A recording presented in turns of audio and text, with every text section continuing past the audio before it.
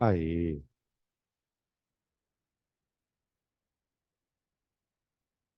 pronto. Gente, interações moleculares, né? Depois de 2 semanas trabalhando com as aulas extras para a gente poder alinhar os conteúdos, a gente quase acertou o conteúdo certinho com o cronograma. Pelo nosso cronograma, a aula de hoje deveria ser a segunda aula de interação molecular. Nós vamos entrar no assunto, então a gente ainda está com uma pequena defasagem aí de uma aula, mas nada que a gente não resolva depois. Esse assunto, dentro do que a gente já estudou nessa frente até hoje, certamente é o assunto que mais tem chance de aparecer. Eu diria que não é que tem chance, vai ter questão de interação molecular. Geralmente, quando as questões de interação molecular são cobradas no vestibular, ele não vai pedir para você dizer que a água faz ponte de hidrogênio, não vai pedir para você identificar uma força. Ele vai querer que nós relacionemos as forças intermoleculares com propriedades das substâncias. Então, o nosso objetivo dentro do assunto é, primeiro, descrever essas forças, classificar elas e dizer que, que- quais são as propriedades que eu posso explicar dentro da química relacionando com interação molecular. Quando a gente fala de propriedade, pessoal, nós estamos falando basicamente de volatilidade de substâncias. Eu consigo explicar, por exemplo, por que que o álcool é mais volátil do que a água. Eu posso explicar a partir de interação molecular. Também posso explicar diferenças de pontos de ebulição, que também tem relação com interação, diferença de solubilidade, né? Substâncias que são mais solúveis em água, né? Eu gosto sempre, quando eu dou essa aula, eu gosto sempre de citar um exemplo que vocês estudam na biologia, e tem tudo a ver com interação molecular. Quando vocês estudam vitamina, lá dentro da biologia, uma das coisas que os professores de biologia fazem é classificar as vitaminas em duas categorias, né? Aquelas que são hidrossolúveis, tipo vitamina C, por exemplo, e as lipossolúveis. Essa classificação em lipossolúvel e hidrossolúvel tem a ver com as interações moleculares. Então, é um assunto que dá para a gente fazer uma série de links com temas tanto da biologia como da química, tá? Uh, Vamos começar definindo o que é uma interação molecular, né? De onde ela surge. Então, se a gente pudesse definir interação molecular, eu colocaria aqui, ó, são forças atrativas de natureza elétrica. De natureza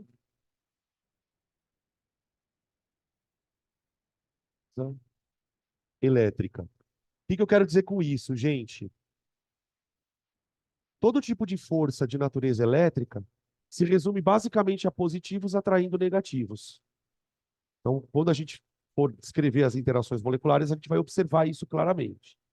Outra coisa importante sobre as interações moleculares, elas só ocorrem, são forças de atração, ok? Mas elas só ocorrem se as moléculas estiverem próximas o suficiente. O que eu quero dizer com isso? Elas ocorrem se a substância estiver no estado sólido e líquido. Então, ocorrem apenas nos estados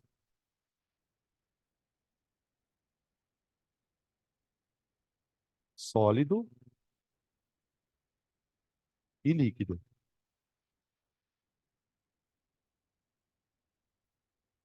Essa informação ela é bem importante para nós, dentre outras coisas, pelo seguinte: se as interações moleculares só ocorrem no estado sólido e líquido, ou seja, quando as moléculas estão próximas o suficiente uma da outra, significa que toda vez que eu passo uma substância para o estado gasoso, o que eu estou fazendo é cortando as interações. Então, ó, em gases não há interações. Então, vamos pensar o seguinte, né? Do ponto de vista microscópico, O que significa fazer um líquido virar gás? Quebrar as interações moleculares. Toda vez que você está fervendo um líquido, toda vez que o líquido está passando do estado líquido para o estado de gás, as interações moleculares estão sendo rompidas. Essa é a ideia, tá? Isso é importante. Toda interação molecular é atrativa. Ou seja, não existe situações onde as moléculas se repelem. Elas se atraem e ponto. Só que essa atração, ela tem magnitudes diferentes. Você tem interações moleculares que são muito fortes, interações moleculares que são fracas. E essas interações fortes e fracas dependem fundamentalmente da polaridade da molécula. Então, eu vou escrever assim, ó, a intensidade dessas interações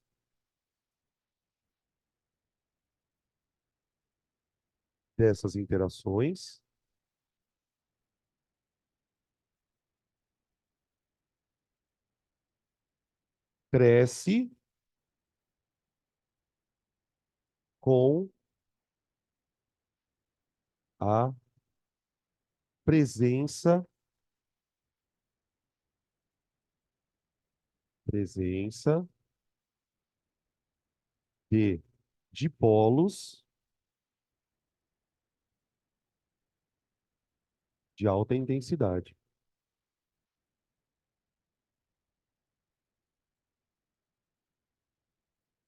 O raciocínio em relação a isso é até certo ponto bem simples, gente. Para uma molécula, o que que eu estou querendo dizer com essa frase? Para uma molécula atrair a outra, é preciso que essas moléculas tenham dipolos.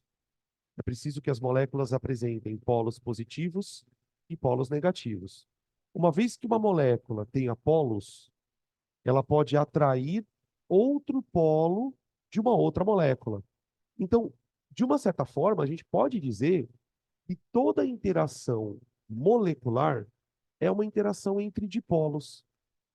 Só que se você já estudou esse assunto, e certamente vocês já estudaram, vocês devem lembrar que a gente classifica as interações em três categorias: dipolo induzido, dipolo permanente e ponte de hidrogênio. Todas elas são interações com dipolos. O que vai diferenciar cada uma delas é o quanto esses dipolos são fortes. Então, aqui tem um ponto do conteúdo passado que a gente precisa trazer com bastante carinho. Eu preciso lembrar que existem moléculas mais polares do que outras. Eu consigo quantificar a polaridade de uma molécula. Então, o nosso objetivo, para começar a história, é apresentar essas interações. Tá? Oi, peraí. Quatro tipos. Eu vou começar com a mais. Eu vou fazer assim, tá? Eu vou fazer da mais forte para mais fraca. Tudo bem? Interação mais forte, depois outra, depois outra, depois outra. A interação mais forte que a gente tem é a interação, eu já falei umas duas ou três vezes aqui na aula, a interação íon-dipolo. Tecnicamente, essa interação não é bem uma interação intermolecular. Por quê? Porque é uma interação entre um íon e um dipolo. O íon é uma partícula carregada. Isso aqui. O íon ele pode ser um cátion ou um ânion. Ou ânion. Tá? E dipolo é o termo que eu uso para uma molécula polar. Tá? O exemplo que vale a pena a gente citar é o que a gente já estudou, pelo menos uma parte. Ocorre na solvatação de íons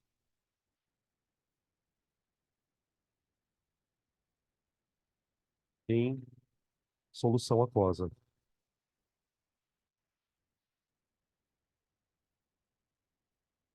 Lembra que quando a gente estudou dissociação, lá na parte de ligação iônica, A gente falou um pouquinho sobre esse processo. Quando um composto iônico entra em solução aquosa, a água consegue romper as ligações iônicas, de tal maneira que o íon dentro da água, vou colocar aqui, dois. O íon dentro da água, gente, ele está sempre solvatado. Professor, debaixo do íon aí em cima, o que que tá escrito na setinha aí? Aqui, cation anion. Ah, ela tá bem embaçada, né? Cacete. Agora voltou. Ó. Cation anion. E aqui no dipolo tá escrito molécula polar. Polar. Cation anion e molécula polar. Tá? Então, por exemplo, ó, quando eu ponho um cation em água, as moléculas de água solvatam o cation. Ó, solvatação. Cada chapeuzinho desse é uma molécula de água. Na molécula de água, por que que eu posso dizer que a molécula de água é um dipolo? Porque ela tem uma região, que seria o oxigênio, um polinho negativo. E os hidrogênios, polinhos positivos. Então ela é um dipolo. Esse dipolo, como tem essas regiões positivas e negativas, ele pode exercer forças de atração em íons. Então aqui, por exemplo, essas moléculas de água, elas estão de alguma maneira sendo atraídas pelo cátion, interação íon-dipolo. A interação ela acontece aqui no meio, ó. É uma força. E aqui é a mesma coisa, ó. Dipolo, os dipolos atraindo o ânion. Na atração do ânion com o dipolo, aí é o polo positivo, a extremidade aqui do dipolo da água, atraindo o negativo, tá? Essas interações, elas ajudam a gente a explicar alguns comportamentos da água. Eu posso enunciar aqui, ó. Essas interações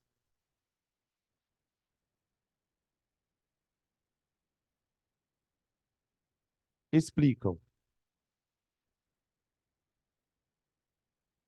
Vamos lá. Eu vou citar três coisas. Eu posso usar a interação íon-dipolo que acontece na água. Só uma coisa que eu preciso contar aqui. A interação íon-dipolo, ela não acontece só em água. Se você tiver um solvente que seja polar o suficiente para dissolver um composto iônico, isso também ocorre. Existem alguns solventes que dissolvem compostos iônicos, a não ser a água. Só que a gente não fala porque não são muito famosos. Tá? Quando a gente pensa em dissociação iônica, a gente pensa na água. Então, ó, quando você põe um composto iônico na água, surgem essas interações. Como essas interações são muito intensas, a água vai mudar algumas propriedades físicas dela. Primeira propriedade, perda de volatilidade.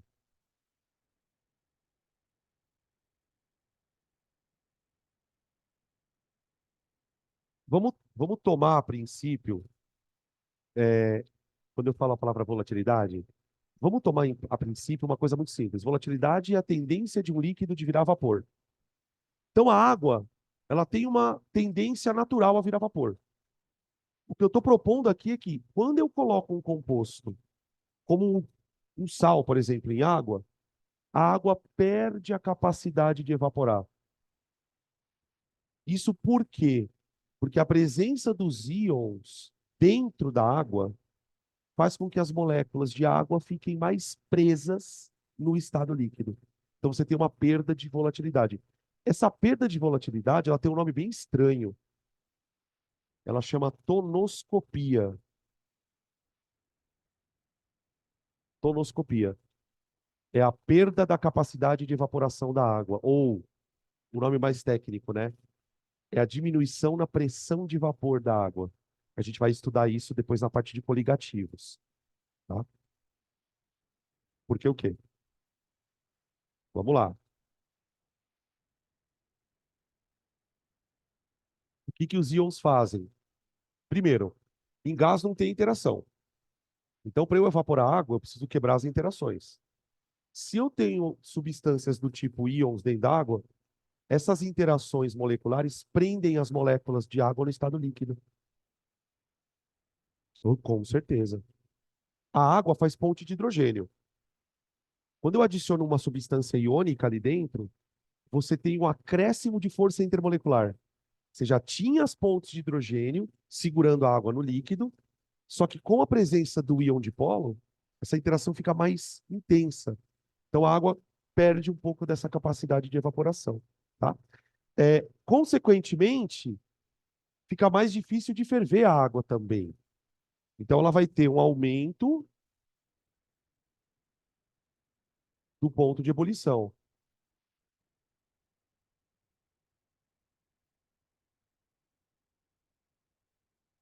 E também é um efeito coligativo, tá? Esse efeito coligativo, a gente vai chamar lá na frente de ebulioscopia.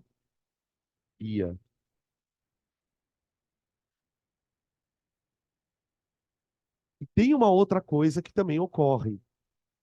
Da mesma maneira que fica mais difícil da água passar para o estado de gás, também vai ficar mais difícil da água cristalizar. Do que eu estou falando aqui? Do congelamento. Então, se a água congelava a 0 graus, quando você põe sal na água, você vai ter que abaixar a temperatura da água abaixo de 0 graus para ela congelar. Então, ela tem uma diminuição do ponto de congelamento. Tudo por causa da porra do íon,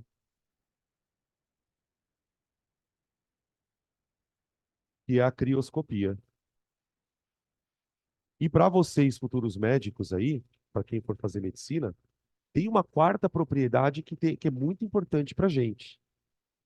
A presença de sal na água aumenta a capacidade da água puxar água. O que eu estou falando aqui? Osmose. Você aumenta a osmolaridade, que depois a gente vai comentar também isso especificamente. Isso para o nosso organismo não é bom. Por quê? Porque você afeta a presença de água no teu organismo. Então, se você ingere muito sal, esse sal vai aumentar a capacidade dos seus líquidos de absorverem mais líquido por osmose. E aí você aumenta o volume do sangue, tem todo um problema relacionado à circulação, tá? Tudo isso explicando por interação do tipo íon dipolo, tá bom? Por que que essa interação é a mais forte de todas? Vamos parar para pensar. Porque ela é uma interação entre um íon, que é uma carga elétrica, e entre uma molécula, que é um dipolo. Tudo bem? Só tem uma interação mais forte que um íon e uma molécula. Qual é? Dois íons. A interação mais forte é íon-íon. Só que a interação íon-íon não é uma interação intermolecular. Ela é uma ligação iônica. Então, a coisa mais forte que pode se atrair na química, um cátion e um ânion. Segundo colocado, um cátion ou um ânion e uma molécula, que é a interação íon-dipolo. Tá bom? Beleza? Isso aqui é o suficiente para a gente. Agora a gente entra nas interações propriamente do tipo dipolo permanente. Tá? A interação entre dipolos mais forte, vou começar assim, ó. Interação entre dipolos. O que que eu quero dizer com entre dipolos? Entre moléculas que possuam polos. Que possuem polos. Tá. Daí, as interações íon-dipolo, elas são as bem simples de explicar. Tanto a ponte de hidrogênio, dipolo permanente, elas são bem simples. Imagina o seguinte, ó. Imagina uma molécula e uma outra molécula. Eu estou desenhando duas bolotinhas, tá? E imaginem que essas moléculas possuam dipolos. Então, a molécula da esquerda, ela tem um polo negativo e um positivo. A molécula da direita também tem um positivo e um negativo. A interação entre dipolos, gente, é a mais simples possível. O polo positivo de uma molécula vai atrair o polo negativo da outra. Só que essa interação pode ser forte, mais ou menos, ou fraca. Aqui está a interação.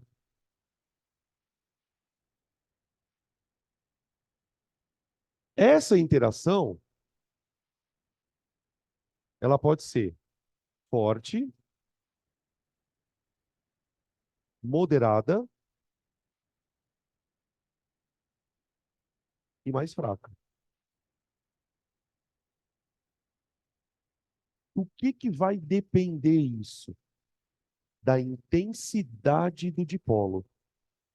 Vocês entendem o que eu quero dizer com intensidade do dipolo? Você tem um polo negativo e um polo positivo. Se o polo negativo for muito negativo e o polo positivo for muito positivo, nós teremos uma interação forte. Se esse polo negativo for bem tosco, bem fraquinho, um negativinho meia boca, e o positivinho também for fraco, a interação passa a ser fraca. Então, essas interações, elas crescem com a intensidade do dipolo. Intensidade do dipolo. Vamos lá. O que o dipolo precisa ter para ser forte para cacete? Quando, quando que se forma numa molécula um dipolo, gente? Quando eu tenho dois átomos de eletronegatividades diferentes compartilhando elétrons. Pô, não tem aquela história de que um átomo puxa o elétron do outro, aí fica uma região mais rica em elétron e uma região mais pobre em elétron? É isso. Quais são os dipolos mais fodas que existem na química? H ligado a flúor é o mais fodástico. H ligado a O e H ligado a N. Por que esses são os três dipolos mais fortes? Porque são os três elementos mais eletronegativos. Toda vez que uma molécula apresente um desses três dipolos, essa interação vai ser a mais forte possível.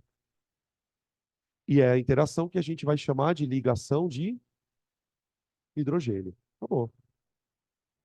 Ligação de hidrogênio. Ou ponte de hidrogênio, mais antigamente o pessoal usava, né? Ponte de hidrogênio. Tá? Essa interação acontece. Aí aqui a gente não tem como a gente não falar um pouco da química orgânica. Porque se a gente ficar muito na inorgânica, você vai ter um número restrito aqui de exemplos. Moléculas que apresentem hidroxila, moléculas que apresentem nitrogênio ligado a H, dentro da orgânica a gente tem aos montes, né? A gente pode citar aqui água, álcoois, fenóis, o que mais? E tem grupo hidroxila. Ácido carboxílico,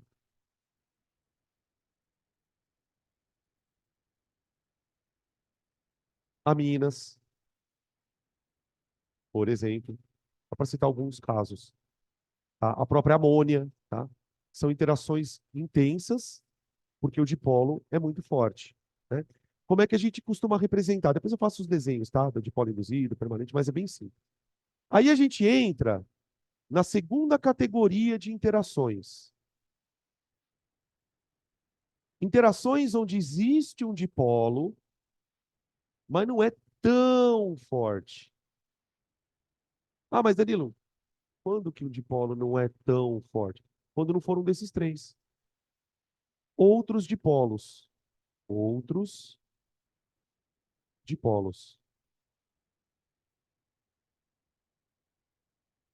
Ou seja, para moléculas polares, onde não hajam esses dipolos muito fortes, a gente entra na interação mais moderada. Essa interação se chama força entre dipolos permanentes. Permanente. Você também pode chamar aqui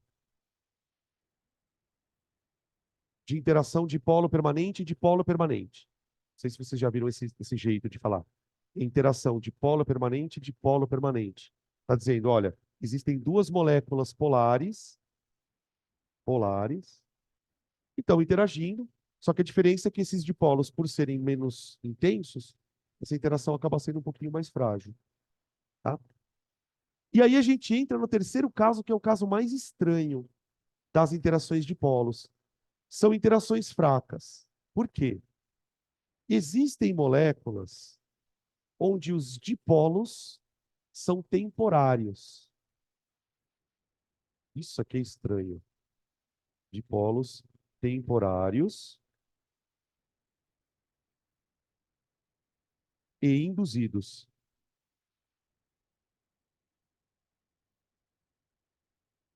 Essa interação aqui, vou colocar entre parênteses para a gente separar aqui, ó. Essa interação, onde os dipolos não existem, ou são muito fracos, ou são induzidos, depois eu explico o que que é isso, ela se chama força entre dipolos induzidos. Tem vários nomes aqui, né? Vocês conhecem algum outro nome para ela?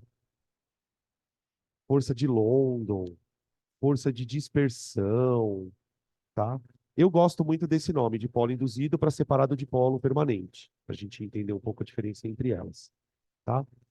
Então, primeira coisa que eu queria destacar é ponte de hidrogênio, ou ligação de hidrogênio, é um tipo de interação de polo. Só que ela merece um destaquezinho ali, porque as interações desse tipo de dipolo são bem mais fortes.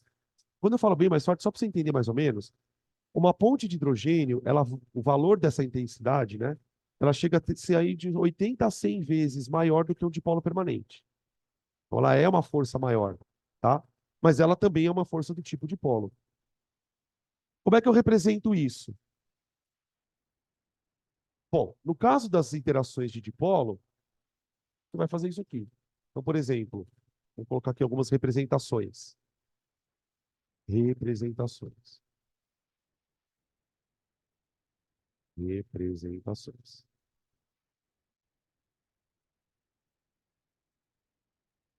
Hum,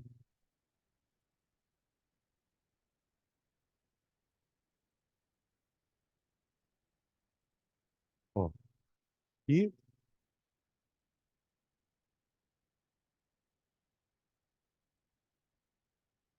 aqui eu vou fazer o esquema do dipolo induzido.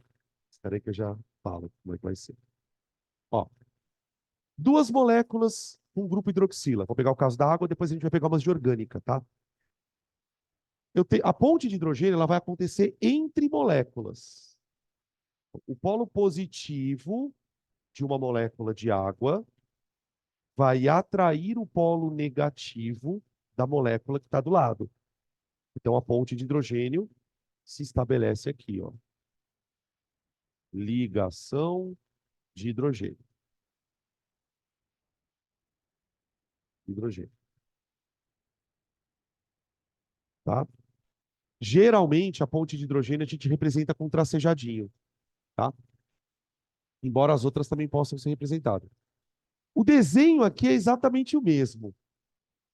Quando eu tenho duas moléculas, como, por exemplo, as moléculas de ácido clorídrico, a interação vai acontecer aqui, ó.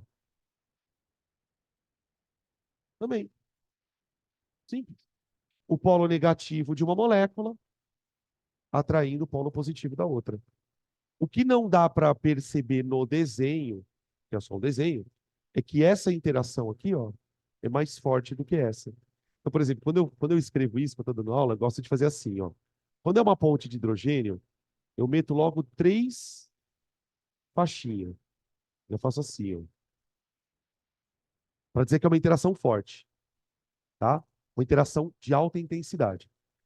Quando é uma interação do tipo de polo permanente, eu faço assim, ó, 2.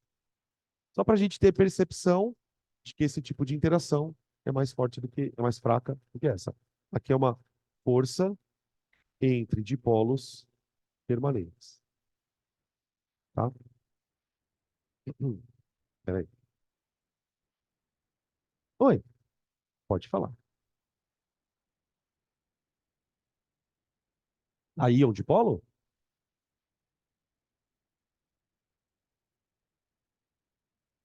Ué, ele não é positivo? Se ele é positivo, ele atrai partes negativas da molécula. Então ele faz com que as moléculas fiquem grudadinhas em volta dele. Ele não aumenta a polaridade. Ele simplesmente faz com que as moléculas de água fiquem mais unidas entre si. Bom, acabou. Uma vez que ele faz as moléculas ficarem mais presas, ele acaba alterando algumas características da água. Entendeu? Mas essa interação é uma interação de atração. Então é como se a água ficasse meio que presa aqui, ó. No caso do ânion, atraindo os polos positivos, que são os polos da perninha da água, digamos assim. E no caso do cátion, atraindo o polo da cabecinha dela. Por que que esse tipo de interação é mais forte do que as de dipolo? Porque aí você tem dipolos atraindo dipolos. É uma coisa menos intensa do que um íon atraindo um dipolo. Por isso que ela é mais forte, inclusive do que a ponte de hidrogênio. Entendeu? Tá? Ou seja, no final das contas, é tudo força de atração, gente. É tudo força de atração. A força mais estranha, ou mais difícil de você conceber, é a que ocorre entre moléculas que não têm dipolo, que é o que a gente chama de força de dipolo induzido. Lembrar que o termo induzir, assim, tentando traduzir numa tradução mais livre, assim, induzir significa provocar alguma coisa. O que que acontece, gente? Numa molécula como essa daqui,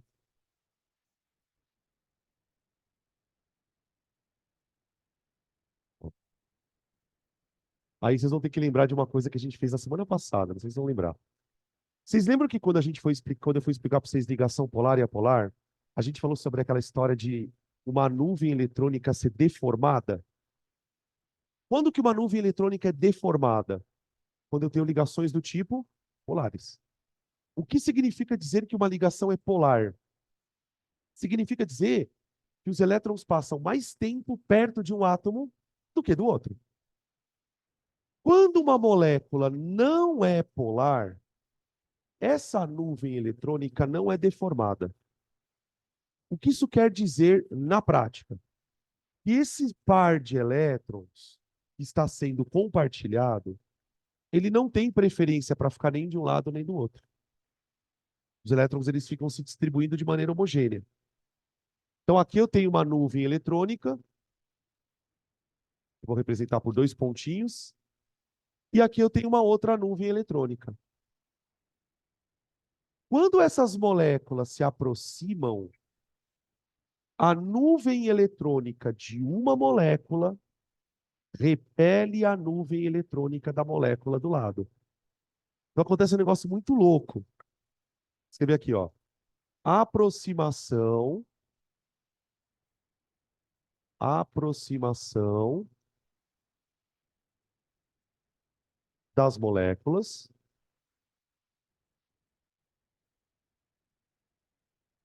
provoca repulsão de nuvens. De nuvens. Tipo assim, quando essas moléculas ficam muito perto uma da outra, a nuvem eletrônica de uma molécula acaba repelindo a da outra. E uma vez que uma nuvem eletrônica repele a outra, ele acaba polarizando a outra molécula. Então imagina, por exemplo, se esse par de elétrons dessa molécula começar a repelir o par de elétrons da outra. Vai acontecer isso aqui, ó.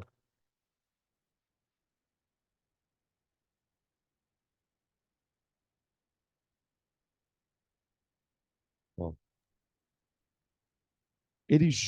A presença de um par de elétrons perto do outro polariza a molécula da esquerda. Esse dipolo, ele vai se chamar dipolo momentâneo ou temporário, tá? a molécula fica momentaneamente polarizada. Professora, a Verônica não tá focando.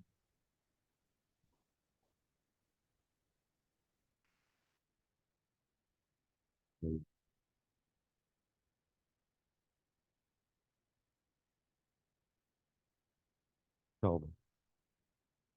Agora acho que foi, não foi? Mais ou menos. Vê se melhorou aqui. Então, ó, a aproximação das moléculas provoca a repulsão de nuvens. Então, o nuvem polarizada. Uma vez que essa miserável foi polarizada, fudeu. Por quê? Quem tiver do lado começa a ser polarizado junto. Então, por exemplo, se uma molécula estiver aqui do lado esquerdo, ó, o polo negativo dessa molécula vai polarizar a molécula do lado. Esse polo positivo polariza a molécula do lado. Há uma polarização em cadeia. Uma molécula polarizada polariza a vizinha, que polariza a vizinha, que polariza a vizinha, que polariza a vizinha. Esses dipolos também são chamados de instantâneo. Então, são dipolos instantâneos. Você vai ter que imaginar uma coisa muito louca aqui, surreal. Mas foda-se, não importa.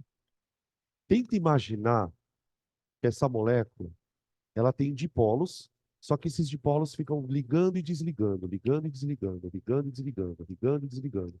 Quando essas moléculas se afastarem um pouquinho, os dipolos desaparecem. Aí essa molécula se aproxima de uma vizinha, o dipolo aparece de novo. Então esses dipolos eles vão surgindo e dessurgindo, nem sei se existe essa palavra. Surgindo e desaparecendo, surgindo e desaparecendo. Então existe uma interação de dipolo? Sim, mas não é um dipolo permanente. Por isso que essa interação tende a ser mais fraca. Eu disse tende a ser mais fraca. Porque vai existir algumas situações em que um dipolo induzido pode ser mais forte até do que uma ponte de hidrogênio. A gente vai comentar daqui a pouco sobre isso, tá? Então isso aqui é o que eu chamo de interação entre dipolos induzidos. Deixa eu ver essa Verônica. Acho que melhorou um pouco. Nossa, meu Deus. Induzidos. Aqui, tá? Quando que você pode dizer claramente que a interação de dipolo induzido é fraca? Quando a molécula é muito pequena. Quando a gente compara, esse é um dos problemas que acontecem muitas vezes no cursinho. Por uma falta de tempo, a gente acaba não explanando esse tema de uma forma um pouco mais aprofundada. Então, sempre que você assistiu essa merda dessa aula, você viu o cara do professor de química desenhando a molécula de água, você viu a molécula de hidrogênio, mas o exemplo é o mesmo. Então, quando as moléculas são pequenininhas, você percebe que eu estou usando moléculas aqui de no máximo 3 átomos, né? Quando as moléculas são pequenininhas, você pode dizer que a interação de ponte de hidrogênio é forte, a de dipolo permanente é meia boca e a de dipolo induzido é baixa. Só que quando a gente vai para a orgânica, aí a história muda um pouquinho, tá? Que é o que a gente vai discutir agora. Até aqui tudo bem? Vê se vocês querem perguntar uma coisa. Fala. Voltando em nomenclatura.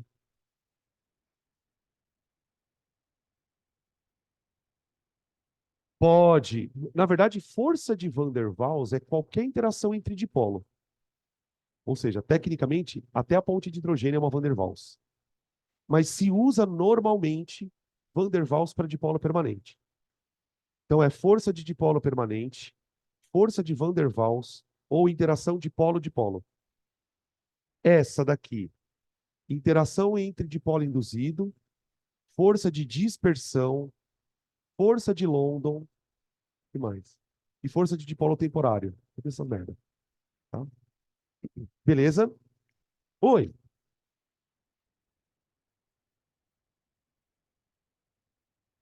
Não pode ser diferente.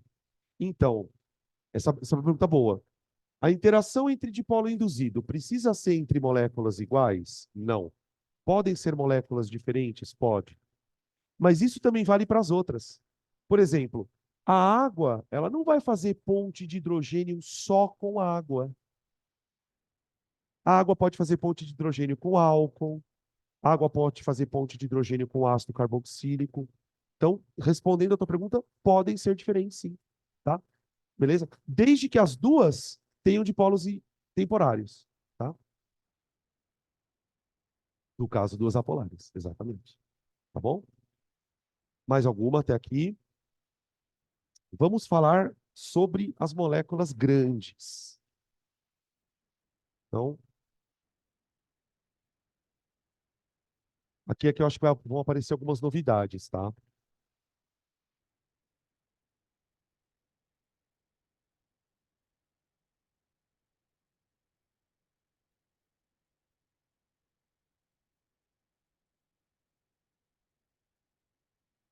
Interações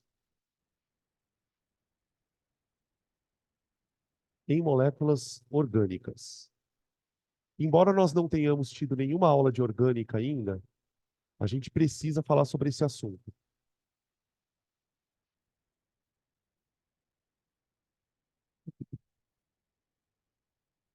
Peraí. Oi, que nome? Fala. Força de dipolo permanente, né? Força de dipolo permanente, interação dipolo-dipolo, força de Van der Waals. Força de Van der Waals. Essa de baixo. Força entre dipolos induzidos, força entre dipolos temporários, força de dispersão. Eu gosto desse nome. Não sei se vocês já viram esse nome, força de dispersão. Por que que eu gosto dele? Porque ele meio que tenta explicar o que acontece com a nuvem eletrônica da molécula. Quando duas moléculas se aproximam aqui, as apolares, as nuvens se dispersam. A nuvem dá uma jogada para o lado, por isso ela chama dispersão. Ou força de London, que foi o cara que descreveu pela primeira vez esse bagulho, tá? Gente, interações em moléculas orgânicas. Qual é o problema de uma molécula orgânica? Não é o fato dela ser orgânica, é o fato dela ser uma molécula relativamente grande, tá? Você pega as menores moléculas orgânicas aí, tipo um álcool aí, um etanol, você pega um ácido acético, cara, já tem átomo pra cacete. Se você pegar um ácido graxo, uma proteína, puta, aí vai pro outro mundo. O que que acontece? Numa molécula pequena, a coisa é assim. Ou ela faz ponte de hidrogênio, ou ela faz dipolo permanente, ou ela faz dipolo induzido e foda-se. Na orgânica não é assim. Uma molécula orgânica é grande, o que que é muito comum acontecer? A molécula é grande.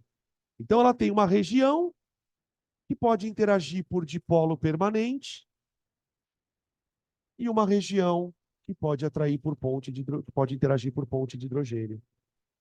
Uma região que atrai por dipolo induzido e uma região que atrai por ponte de hidrogênio. Existem, talvez você já tenha ouvido essa palavra na biologia, sítios da molécula. Você sabe o que é um sítio de uma molécula?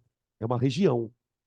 Quando as moléculas são muito grandes, elas têm regiões que podem se interagir de um jeito e regiões do outro. Então, eu vou escrever aqui, ó, interações em moléculas orgânicas. Em uma mesma molécula, em uma mesma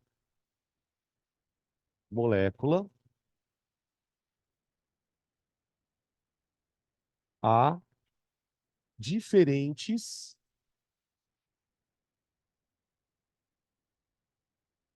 sítios de interação. Sítios de interação. Inclusive, isso aqui é muito foda, cara. Eu acho muito louco esse assunto. Porque isso aqui é uma das coisas que explica por que que um receptor de membrana celular interage com uma molécula, por exemplo, de dopamina, enquanto que um outro receptor interage com serotonina. Isso vai explicar o mecanismo de interação entre qualquer tipo de molécula e os receptores de células, tá? Porque, não sei se vocês já discutiram isso em biologia, mas as interações que ocorrem em nível celular, de receptores, numa sinapse, elas são todas intermoleculares. Então, tipo, o que eu quero dizer é o seguinte: para um neurotransmissor sair de um neurônio e estimular o receptor do outro neurônio, ali no dendrito, ele vai precisar interagir, vai precisar grudar na proteína. E esse processo de adesão na proteína vai depender das interações moleculares. Então, o que acontece? Vamos pegar um exemplo que eu gosto, que eu achei bem legal. Diz que o álcool é polar, né? Diz que o álcool é polar. E de fato ele é. Tá aqui, ó, etanol. Tudo bem? O etanol ele tem um grupo hidroxila e tem, obviamente, como toda molécula orgânica, uma cadeia carbônica. Ok. O grupo hidroxila, ele constitui um dipolo. Um dipolo. Então, o polo negativo no álcool está no oxigênio e o polo positivo no hidrogênio. Então, por exemplo, quando eu pego uma certa quantidade de etanol e coloco em contato com água, ele se dissolve perfeitamente. Semelhante dissolve semelhante. A água é uma substância polar, então ela dissolve o etanol. Mas por que que isso acontece? Porque quando a água encontra uma molécula de etanol, ela consegue atrair a molécula de etanol para perto dela. Por quê? Porque ela também tem um dipolo. O dipolo negativo da água está aqui, ó, e o positivo aqui. Então, as moléculas de álcool são envolvidas pela água.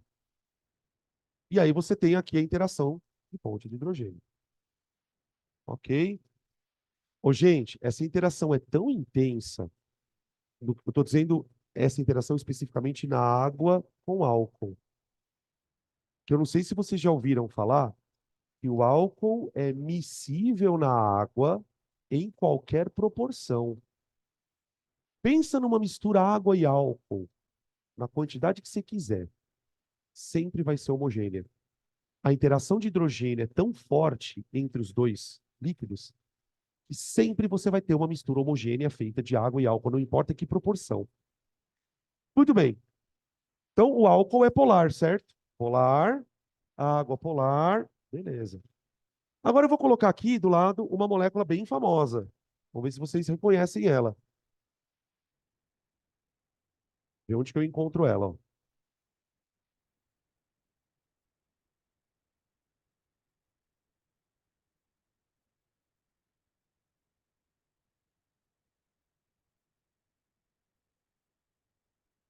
Essa aqui, ó. Isso aqui é o hidrocarboneto. Esse é um dos hidrocarbonetos mais importantes dentro da gasolina. Ele é chamado de isoctano. Isoctano, tá? Vamos entender o isoctano como gasolina, tá bem? Vamos chamar isso aqui de gasolina. O álcool dissolve na gasolina? A gasolina é uma substância apolar. Apolar, tá? Por que que a gasolina é apolar? Ou por que que o isoctano... Vamos lá. Por que que o hidrocarboneto, de maneira geral, é apolar?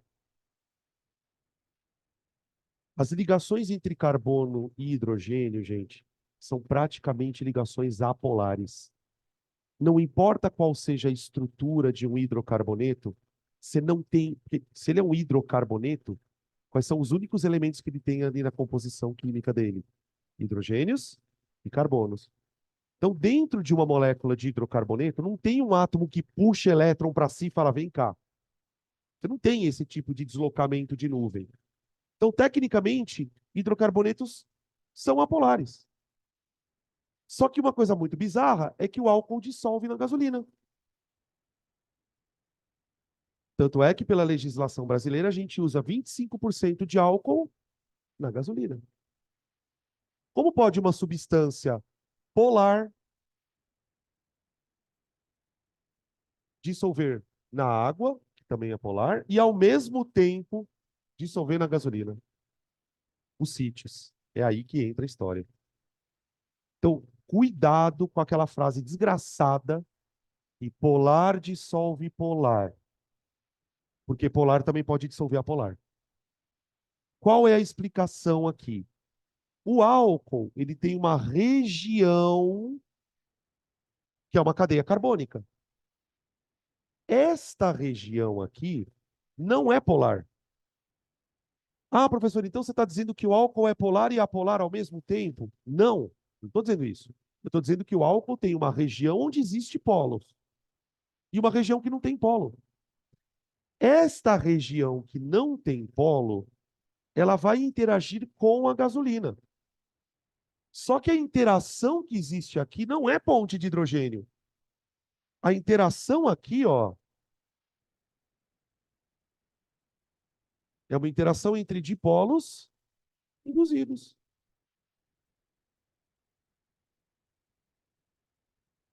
Induzidos. Então, eu vou passar a olhar para a molécula orgânica de um jeito um pouco mais sofisticado, digamos assim. Eu não vou mais olhar para uma molécula orgânica. Eu, não sou só eu, tá, gente? Vocês também têm que fazer isso. Não sou eu, né? Você não vai mais olhar para uma molécula orgânica e falar, ah, fulano é polar. Não. Você fala assim, olha, essa molécula tem uma região polar e tem uma região apolar. Estas regiões polares e apolares também são conhecidas por outros nomes. Uma região que é polar geralmente é atraída pela água, por conta da interação. Então, essas regiões eu vou chamar de grupos ou regiões hidrofílicas. Oi,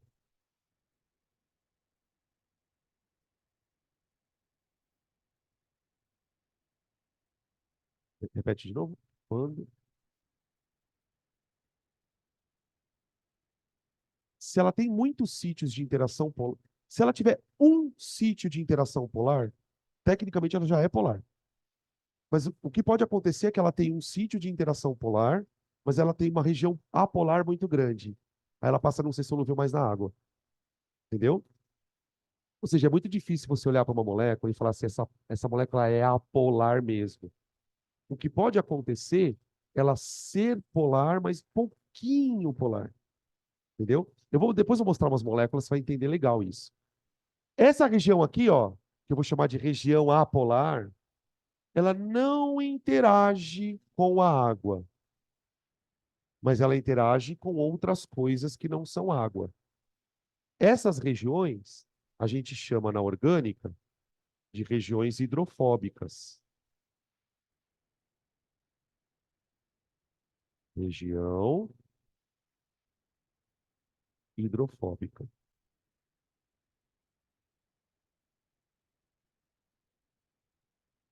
Aqui, beleza? Então, eu tenho uma molécula como a desse álcool especificamente, que consegue interagir com água via ponte de hidrogênio, interagir com o hidrocarboneto via dipolo induzido, tá? Quer ver uma molécula, um tipo de molécula que faz isso com excelência? Sabão. O sabão é uma molécula que faz isso com uma puta de uma eficiência. Porque o sabão é uma molécula que interage extremamente bem com água e também extremamente bem com coisas tipo gasolina, tá? Sabão, detergente, vai falar sobre isso mais para frente, ok? Vamos pegar outros exemplos aqui sobre isso. Oi,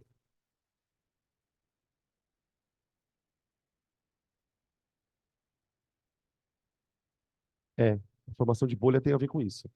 Na verdade, a formação de bolha tem a ver com a interação do sabão com a água e com o ar. Vai falar sobre isso na parte do detergente, eu comento sobre isso. O negócio da bolha é muito louco. Por que que sabão faz bolha, né? Tipo, um negócio bizarro. Outra coisa que interfere muito na molécula, gente, quando ela é grande, o tamanho das regiões. Então vamos lá.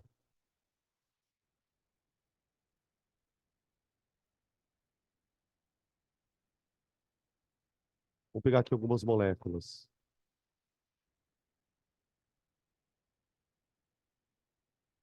E,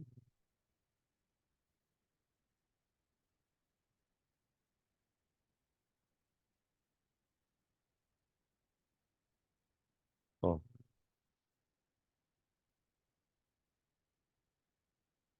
aqui. Outros tipos de moléculas. Aqui eu estou comparando duas moléculas bem parecidas. Aqui eu tenho um álcool de 2 carbonos, que é o etanol, né? E aqui eu tenho um álcool de 4 carbonos, ok? Esses dois álcoois, eles têm uma região hidrofílica. Isso aqui é uma região hidrofílica. E aqui também, hidrofílica. Significa que eles podem interagir com água, ok? Então, os dois álcoois podem se solubilizar em água. No entanto, eu tenho aqui uma região hidrofóbica em cada um dos álcoois. Então, se eu colocar esse álcool na água, a interação dele com a água vai ser pela ponte de hidrogênio. Se eu colocar esse álcool na água, a interação com a água vai ser via ponte de hidrogênio. No entanto, as regiões hidrofóbicas também podem interagir com coisas hidrofóbicas.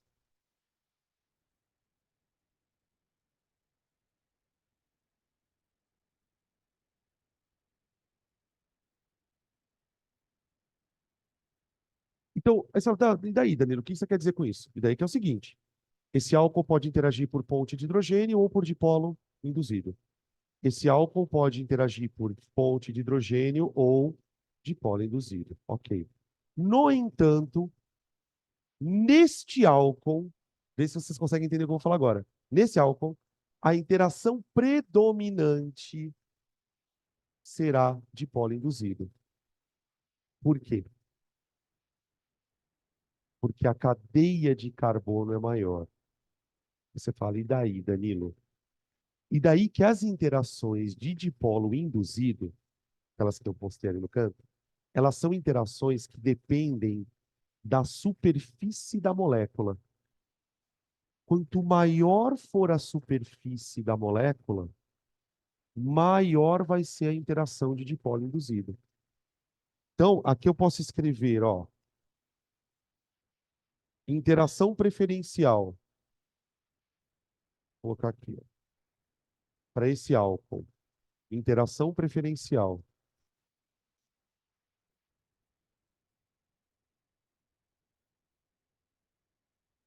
Preferencial.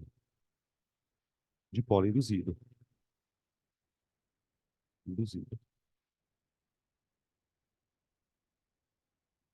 Nesse caso, a interação preferencial é a ponte de hidrogênio.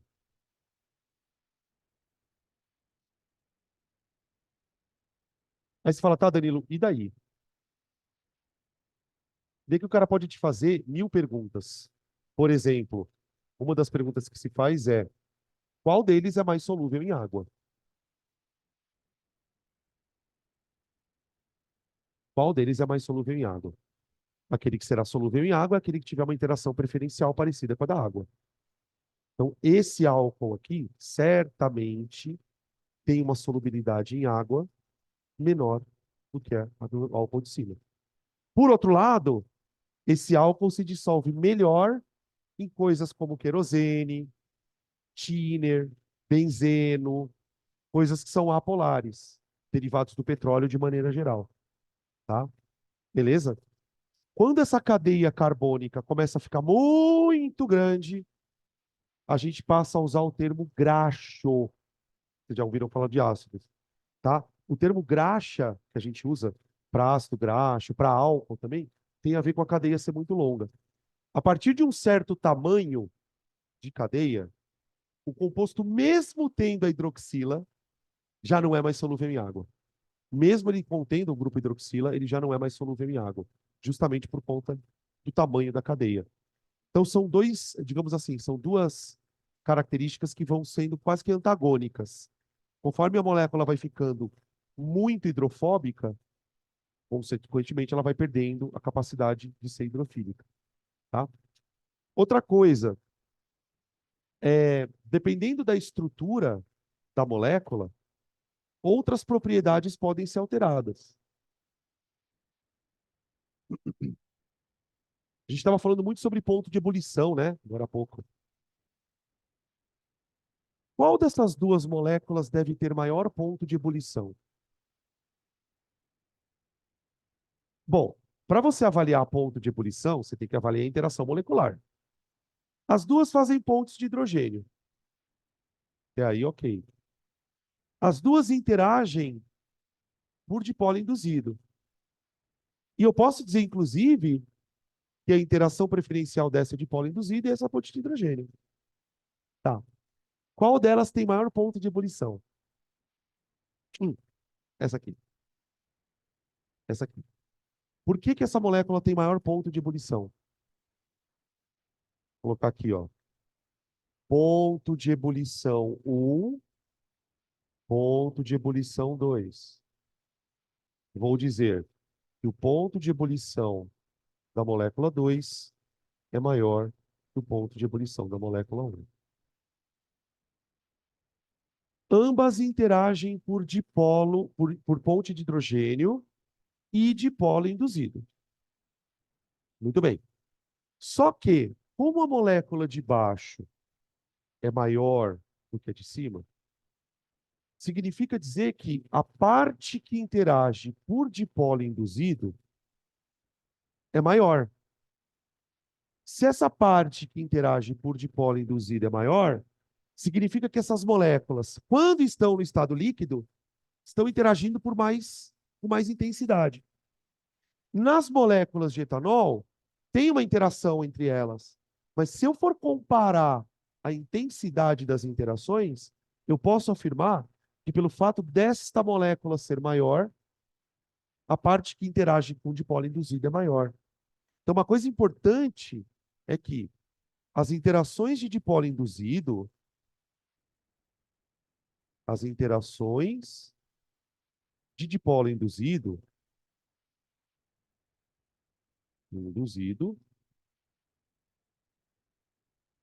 aumentam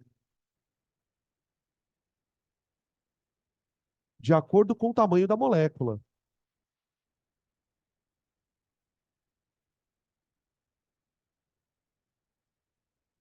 Tamanho da molécula, tá? Você pode, e a gente vai falar sobre isso mais lá na frente de novo, mas você pode traçar aqui uma regrinha bem simples. Quanto maior for a cadeia de carbonos da sua molécula, maior vai ser o dipolo induzido que ela interage. Mais forte vai ser o dipolo induzido, tá? Moléculas grandes têm maior interação desse tipo comparadas com moléculas pequenas. Agora, evidentemente, ao comparar essas duas moléculas, eu estou comparando moléculas que são muito parecidas. Ou seja, são moléculas que têm o mesmo grupo funcional, mas a diferença está no tamanho da cadeia, tá? Beleza? Perguntas até aqui? Tá.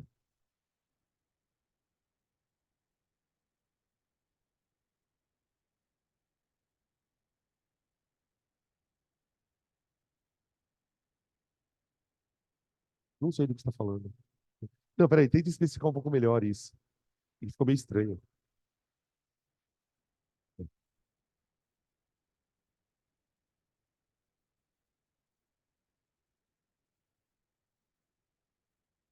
Geralmente isso acontece, pode acontecer em proteína. É a conformação espacial dela. É mais ou menos assim. Não sei se é isso que você está falando, mas eu vou tentar explicar mais ou menos o que eu estou entendendo. Porque assim, imagina uma molécula de proteína. Faz de conta que isso aqui é uma proteína. Quando a gente estuda proteína, vocês devem lembrar da biologia, que a gente define proteína a partir de algumas estruturas. Então, você tem lá a estrutura primária, estrutura secundária e estrutura terciária de proteínas. A estrutura primária tem basicamente a ver com o quê? Com a sequência de aminoácidos que você fez na proteína. Só que eu não sei se você lembra que quando a gente estuda aminoácido, a gente aprende que o aminoácido ele é formado por uma situação bem assim, ó. Vou colocar aqui, aminoácido. O aminoácido ele é formado, os aminoácidos que a gente usa no nosso corpo, tá? Ele é formado por um carbono, esse carbono é sp3. Ele tem uma carboxila, óbvio. Tem um grupo amino, óbvio. Tem o hidrogênio e tem um bendito de um grupo R, que é justamente o que diferencia os 20 tipos de aminoácidos que nós temos. Lisina, glicina, cisteína, triptofano, alanina, né? O que diferencia a cadeia, isso aqui. A biologia chama isso aqui de cadeia lateral. Não sei se vocês já viram tabela de aminoácido na vida. Os caras classificam os aminoácidos em vários tipos. Por exemplo, tem aminoácido chamado hidrofílico e tem aminoácido chamado hidrofóbico. Tudo depende da cadeia lateral do aminoácido. Por exemplo, se você tem um aminoácido que tem um OH aqui, ele é um aminoácido hidrofílico. Se você tem um aminoácido que tem uma cadeia carbônica aqui, ele passa a ser hidrofóbico. Muito bem. Aí o que acontece? Você vai sintetizar uma proteína no seu corpo.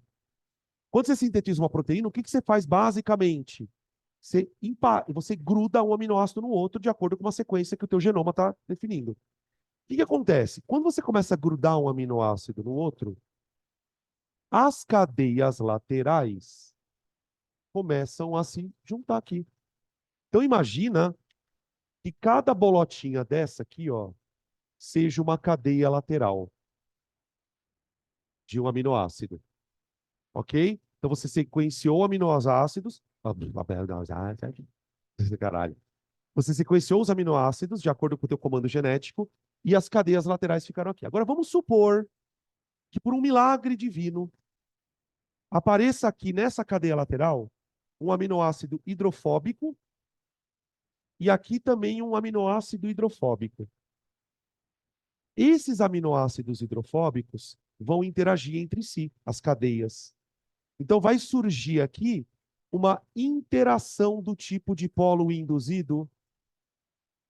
Essa interação de dipolo induzido vai obrigar esta proteína a se dobrar para que esses grupos fiquem um pertinho do outro. E aí começam a aparecer as dobras na proteína. Então imagina, por exemplo, que aqui você tem uma interação. Esses dois aminoácidos aqui, por exemplo, vamos supor que um seja hidrofílico e o outro hidrofóbico. Eles se repelem, a proteína dobra para cima. E aqui uma interação desses três vai fazer a proteína dobrar. Então a proteína ela começa a ficar meio assim, ó. Lembra das formas de proteínas que a gente tem? Alfa-hélice e folha beta preguiada. São tipos de formas de proteína.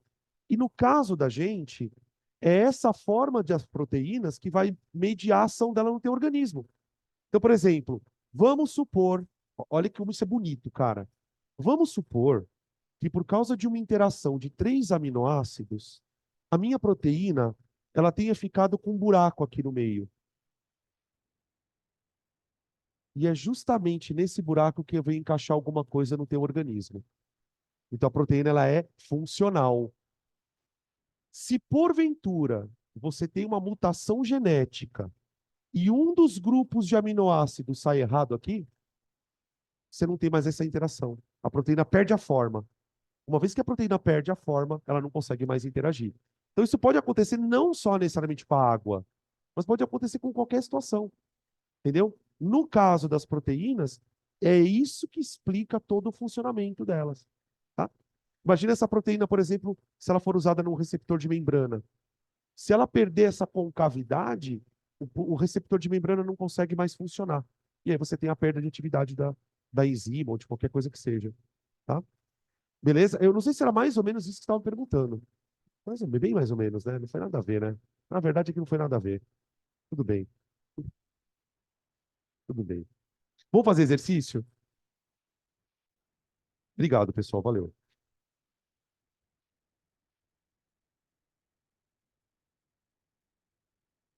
Oi, fala.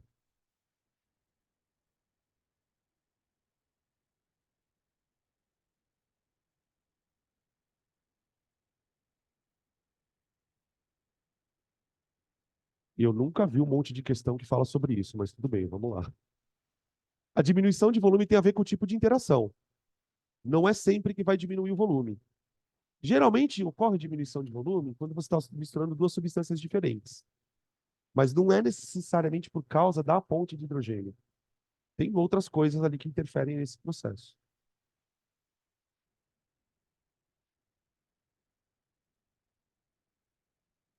Tem a ver com recomposição de molécula, com rearranjo. Mas não dá para dizer que é por causa da ponte de hidrogênio. Por quê? Porque o álcool faz ponte de hidrogênio, a água também.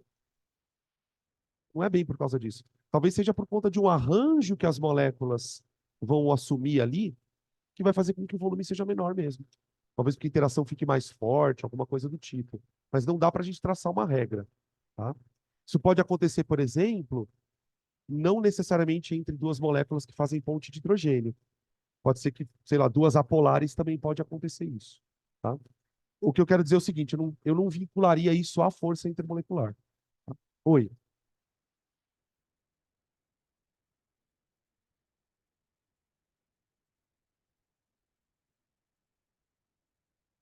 tá. Você vai chamar de polar. Vai. Mesmo que for muito grande. Porque tecnicamente ele tem um OH. Por isso que raramente ele vai te perguntar se fulano é polar ou apolar. Ele vai te perguntar provavelmente se ele interage ou não com água. O que necessariamente não é a mesma coisa. Tá? Então, por exemplo, se eu estou numa prova, o cara me põe uma molécula de álcool e pergunta: esse álcool é polar ou apolar? Eu vou dizer que ele é polar, por causa da hidroxila. Agora, eu vou dizer que ele é polar, porém ele tem uma parte hidrofóbica muito grande. Então, mesmo ele sendo polar, ele deve ter uma polaridade bem baixinha, que não é suficiente para fazer ele dissolver na água. Que molécula que você pode dizer que é apolar mesmo? Tipo moléculas H2, N2, os hidrocarbonetos você pode dizer que são apolares também, tá? O resto eu diria é de baixa polaridade. Tá? Página 51, gente. 51.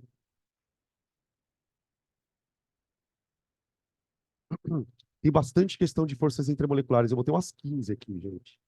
De tudo quanto é tipo. A gente vai falar de sabão, de detergente, tá?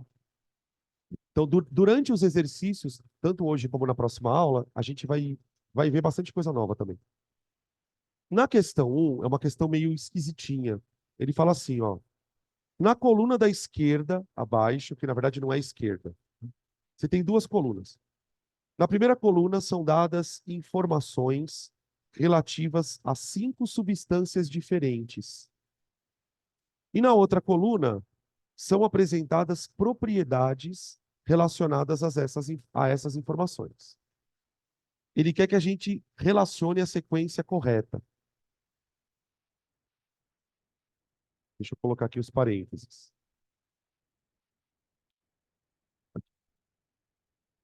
Então vamos lá. As informações são as seguintes. 1. As moléculas da substância 1 são tetraédricas com átomos idênticos ligados ao átomo central. As moléculas da substância 1 são tetraédricas com átomos idênticos ao átomo central. Pode ser a substância é mais solúvel do que a água pura, a substância é solúvel em solventes polares, a substância é solúvel em solventes apolares e a substância forma soluções eletrolíticas. Gente, se eu tenho uma substância, um átomo, se a substância é tetraédrica, vou desenhar isso aqui, e os átomos que estão ligados no elemento central são iguais, eu não preciso nem conhecer que substância é essa. O que eu posso garantir? Que ela é apolar. Conforme a gente viu na aula da semana passada, quando a gente atribui os vetores aqui e faz a soma de vetores, o resultado dá zero. Então, molécula tetraédrica com 4 átomos iguais aqui, ó, ela é apolar.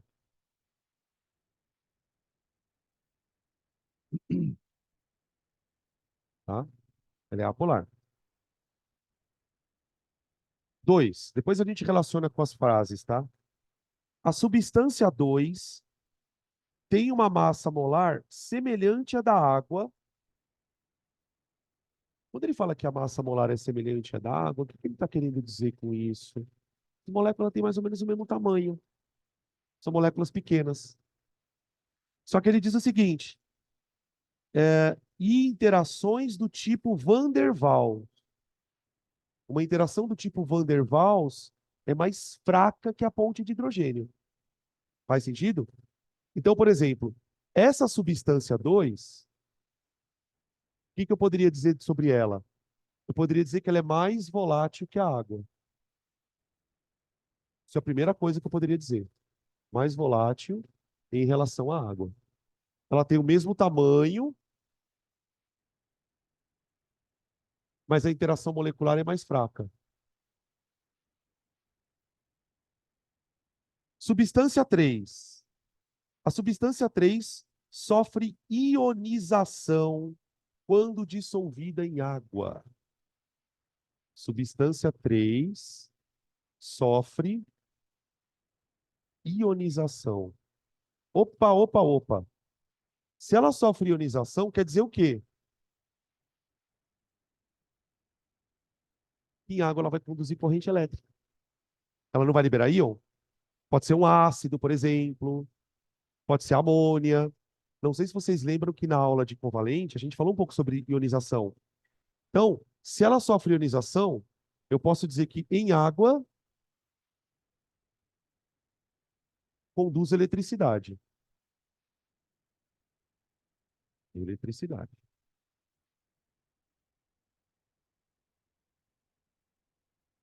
Então, são dicas que a gente consegue ter. Substância 4. As moléculas da substância 4 são trigonais, planas, com átomos de diferentes eletronegatividades. Peraí. A molécula é trigonal,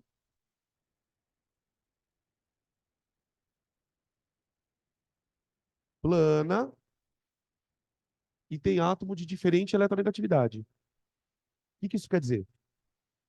Cara, que ela deve ser polar. Ela deve ser polar.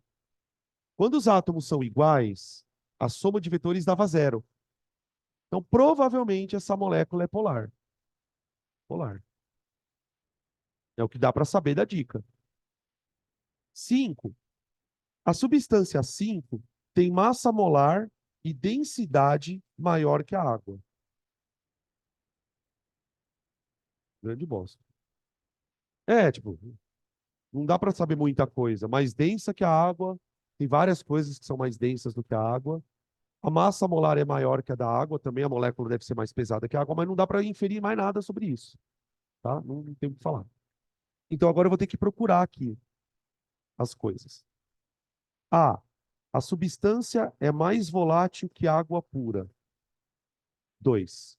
Eu colocaria 2. É uma molécula que tem mais ou menos o mesmo tamanho, mas como ela tem interações mais fracas.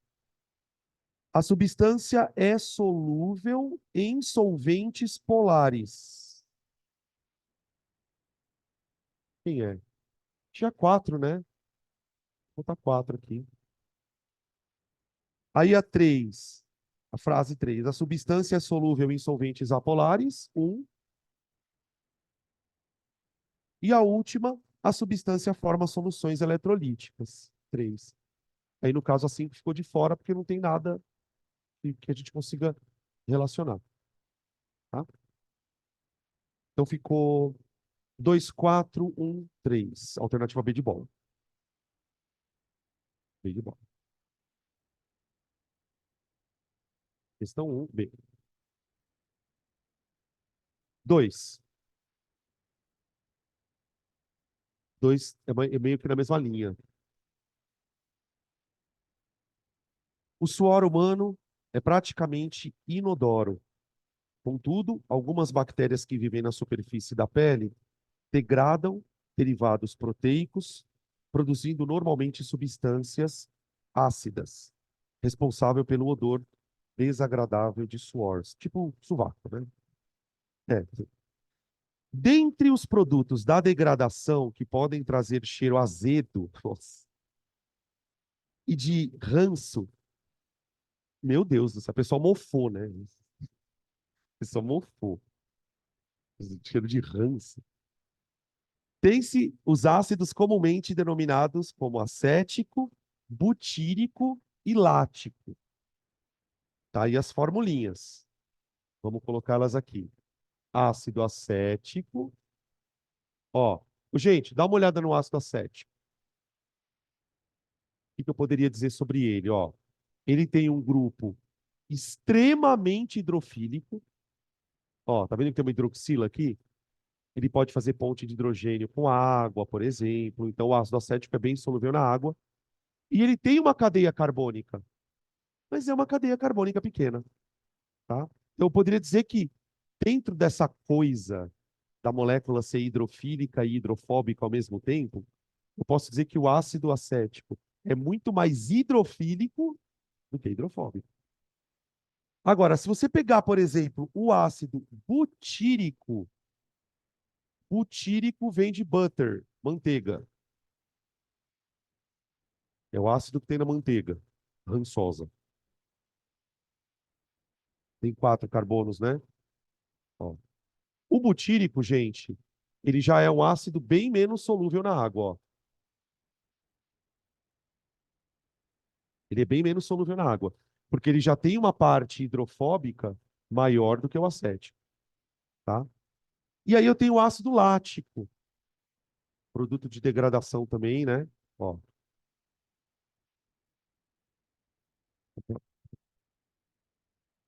O ácido lático, gente, ele tem o seguinte, ele tem dois grupos hidroxila, tá vendo? Um já no carbono alfa, né, que é o carbono 1, e outro no carbono 2. Então, ele tem uma cadeia de 3 carbonos, que não é uma cadeia muito grande, tá? E tem 2 hidroxilas. Então, ele é bem hidrofílico. Ele é bem hidrofílico, ok? Bom, aí ele vai fazer algumas afirmações. Ele quer que a gente julgue elas. Frase 1. Com relação às substâncias citadas, são feitas as afirmações. Frase 1. Ácido acético é a nomenclatura usual do composto que, segundo a regra da IUPAC, é denominado ácido metanóico. E aí, para quem lembra de nomenclatura? Não, né? Isso aqui é o ácido etanóico. 2 carbonos, gente. Etanóico. Mete-et, né? Tá? Então a primeira frase tá falsa. Não é. 2. As moléculas apresentadas possuem na estrutura grupos que caracterizam a função química ácido carboxílico. Sim. Carboxilas. Carboxilas. Sim. Então a primeira frase falsa, a segunda verdadeira. 3. Frase 3. O motivo do ácido lático apresentar maior ponto de fusão que o butírico pode ser atribuído aos fatos do ácido acético ter uma maior massa molecular e de ser capaz de estabelecer maior número de fortes interações intermoleculares.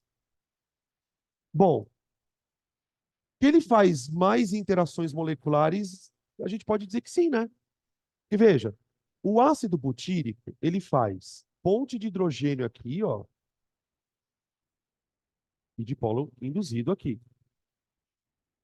O ácido lático, gente, ele faz ponte de hidrogênio aqui, dipolo induzido aqui, e ainda mete uma ponte de hidrogênio a mais aqui, ó. Tá? E de fato, pessoal, se a gente fizer uma continha aqui, a massa molecular do ácido acético é um pouquinho, desculpa, do lático, é um pouquinho maior que a do butírico. Bem, um pouquinho. Quer ver? Vamos fazer a conta aqui. C4H6, 8O2. Vou fazer uma conta rápida aqui, ó. Massa molecular. 12 vezes 4, 48. 48 mais 8, 56. 56 mais 32, 88. 88 G por mol. Agora vamos ver essa. C3H6O3, né? 1, 2, 3, 4, 5. O3. Isso. Vai ficar 12 vezes 3, 36, mais 6, 42. 42 mais 48. Hã? 90. É. Quando a molécula tem uma massa maior, do ponto de vista microscópico, isso quer dizer que a molécula consegue interagir mais. Ela é uma molécula mais pesadona. Então, ela tem mais capacidade de interação. Tá? É bem verdade que a interação, a diferença é bem pequena. O que mais vai fazer diferença no ponto de ebulição é a presença de um outro grupo OH. Tá? Esse outro grupo OH, ele vai tornar o composto mais solúvel em água, em relação ao butírico, e também vai tornar o composto com maior ponto de ebulição em relação ao butírico. Tá? Então, tá ok para mim essa frase, fechou, verdadeira. Tá aí. Ficou 2 e 3. Isso. Alternativa D. D de dado. D de doido.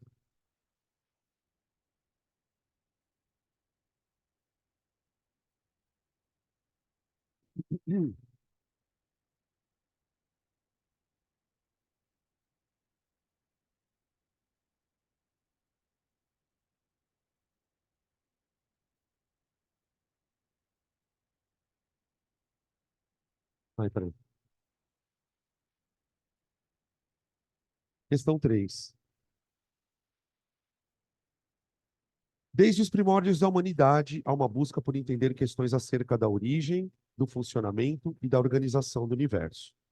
Na tentativa de propor explicações, os cientistas elaboram modelos, considerando que as propriedades físico-químicas da matéria, os tipos de ligação e as geometrias moleculares podem ser explicados por modelos atômicos, modelos de ligações e modelos de moléculas.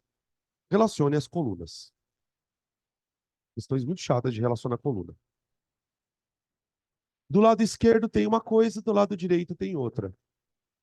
Acho melhor a gente fazer assim. Lê o lado direito e procura o lado esquerdo, tá? A coluna do lado esquerdo está numerada de 1 a 5. A coluna do lado direito está relacionada de A até E.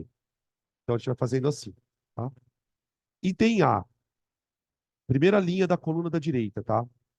Ge Pensa numa molécula que tem geometria linear, ligação covalente e força do tipo dipolo-dipolo. Procura ela na coluna da esquerda. Quem é ela? Geometria linear. Bom, geometria linear, quem que pode ser ali? Ou é o HCl ou é o CO2. São os únicos que têm geometria linear. Se ele fala que a interação é do tipo dipolo-dipolo, nós estamos falando de dipolo permanente, não é? Então a molécula tem que ser o quê? Polar. Qual das moléculas da coluna da esquerda é linear e polar ao mesmo tempo? HCl. Então, a letra A eu vou conectar com o número 4. A letra A eu vou conectar com o número 4. Molécula linear e polar. B de bola. Geometria linear também. Molécula apolar, interação do tipo de polo induzido. CO2. CO2. Eu só tinha duas moléculas lineares ali, gente. O HCl e o CO2. Uma interage por dipolo permanente, porque é polar. A outra interage por dipolo induzido, que é apolar. Terceira frase. Composto aromático, gente. Quem é? Benzeno. Benzeno. A gente fala sobre isso na orgânica também. Composto aromático. Alto ponto de fusão e ebulição. Composto formado por ligação iônica. NaCl. Composto formado por ligação iônica, NaCl. E o último que sobrou só pode ser a água, ligação de hidrogênio, geometria angular.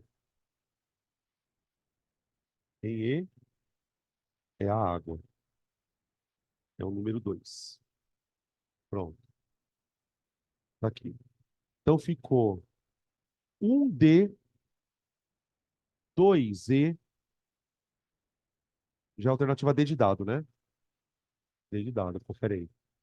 1D, 2E, 3C, 4A, 5B. Isso. Alternativa D de dado. Ok? Não? Sim? É, sim. Questão 4.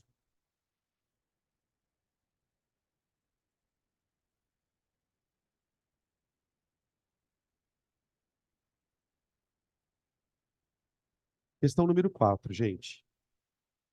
Certamente você já estourou pipoca no micro-ondas ou já aqueceu algum alimento utilizando esse eletrodoméstico.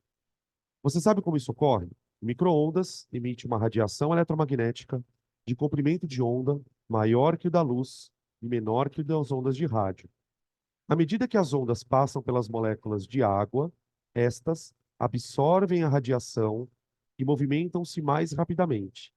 Ao colidirem com as moléculas vizinhas, transferem a elas parte da sua agitação térmica, e assim o alimento vai sendo aquecido. Aquilo que a gente estava discutindo no começo da aula, né, da parte de propagação de calor. São feitas as afirmações. A. A molécula de água é polar, pois a sua geometria é angular. Assim, apresenta capacidade de dissolver substâncias polares, como sal de cozinha, e os óleos utilizados para cozimento do macarrão. Já pode parar aqui, né? Formando uma mistura heterogênea com duas fases. O óleo, por que que o óleo não dissolve na água? E por que que o óleo é apolar? O que é óleo? Isso. Quimicamente falando, o óleo é uma mistura de ácidos. Na verdade, ele é uma mistura de triglicerídeos, né?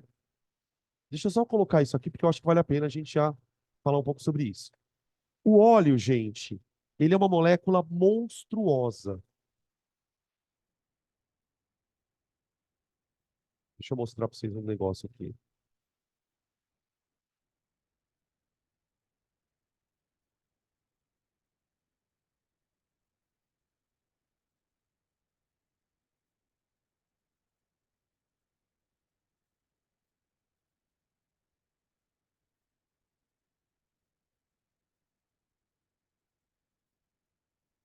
Parece um garfinho do capeta.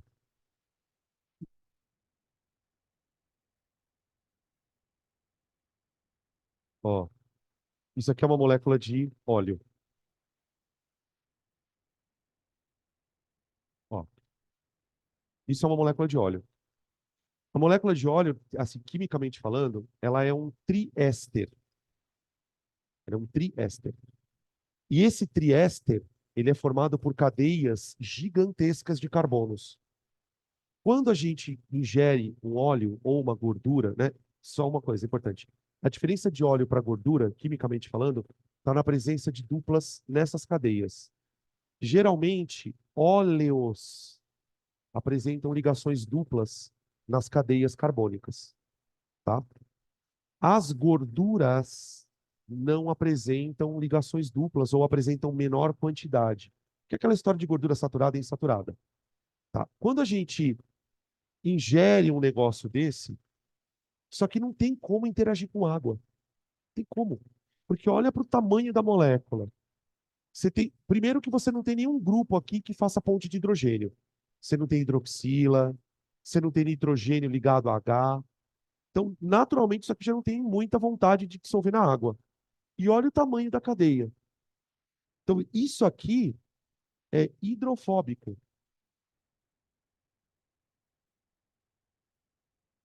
Por isso que não dissolve na água. Por isso que não dissolve na água. Tudo bem? Então, tá errada essa frase. 2. Frase 2. A água é uma substância simples. Pode parar, né? Qual é o erro aqui? O que que ela é? composta, porque ela tem hidrogênio e oxigênio. Então a B está falsa já pelo fato dele falar que a substância é simples. 3, perdão. O compartilhamento de elétrons entre os átomos de hidrogênio e oxigênio na molécula de água ocorre através de ligações do tipo covalente. Ok, sim, covalente. 3, ok. 4. A água apresenta ponto de ebulição maior que o da amônia, pois as forças intermoleculares na água são maiores do que na amônia. Sim. Tanto é verdade, pessoal, que a amônia, na temperatura ambiente, é um gás. Eu estou falando da amônia pelo seguinte, gente. Qual que é a fórmula da amônia? NH3, não é? Você concorda, então, que a molécula de amônia pode fazer ponte de hidrogênio? Mas mesmo assim ela é gás na temperatura ambiente. Percebe? Onde eu quero chegar com isso? Não é porque uma molécula faz ponte de hidrogênio que ela tem que ser líquida. Não. A amônia é uma molécula pequena, tão pequena quanto a água. Se você pegar, por exemplo, qual é a massa molar da água? 18. A massa molar da amônia? 17. São muito pequenininhas. Só que a molécula de água, mesmo sendo uma molécula pequena, ela existe na temperatura ambiente no estado líquido. A conclusão que a gente vai ser obrigado praticamente a chegar é: na água as pontes de hidrogênio são mais fortes do que na amônia. Então tá certo isso. Agora eu queria um pouquinho mais além, ver se vocês conseguem pegar esse negócio. Por que que as pontes de hidrogênio da água são mais fortes do que as pontes de hidrogênio da amônia? Por causa do dipolo. O dipolo HO é mais forte que um dipolo HN. Então, tipo, quando as moléculas de água se aproximam, o polo positivo de uma atrai o negativo da outra. Igual na amônia. Só que por conta do dipolo NH ser um pouco mais fraco, ele já faz com que a amônia seja gasosa. Você quer ver uma outra molécula que é muito parecida? HF. Faz ponto de hidrogênio, não faz? Também é gasoso. Também é gasoso. Tá? Por conta do tamanho da molécula, é uma molécula pequenininha. Aqui o dipolo até que é forte. Até que é forte, é bem mais forte do que o da água. Só que essa molécula também é gasosa. Na verdade, o ponto de ebulição dessa molécula está girando aí em torno de uns 5 graus, mais ou menos. Tá? Nesse caso é porque a molécula é muito pequenininha. A água ela tem duas coisas interessantes. Além dela ter um dipolo muito forte, cada molécula consegue interagir por duas pontes de hidrogênio. Tá? Essa combinação de dipolos fortes e poder interagir por duas pontes de hidrogênio vai fazer com que a única dos três que seja líquida na temperatura ambiente é a água. É muito estranho. Né? Então tá certa essa frase também. Ficou o quê, então? E, alternativa E na questão. 4. Então, ali não é amônia que a gente compra na farmácia. É uma solução de hidróxido de amônio. O que que acontece? Que é o amoníaco, né? Amoníaco. Ah, como é que eu faço para produzir isso, né, industrialmente falando? A amônia é um gás. Ela é um gás. Só que como ela é polar, mesmo sendo um gás, ela dissolve até que ok na água. Quando eu ponho amônia na água, o que que acontece? Ela reage com água e produz isso aqui, ó.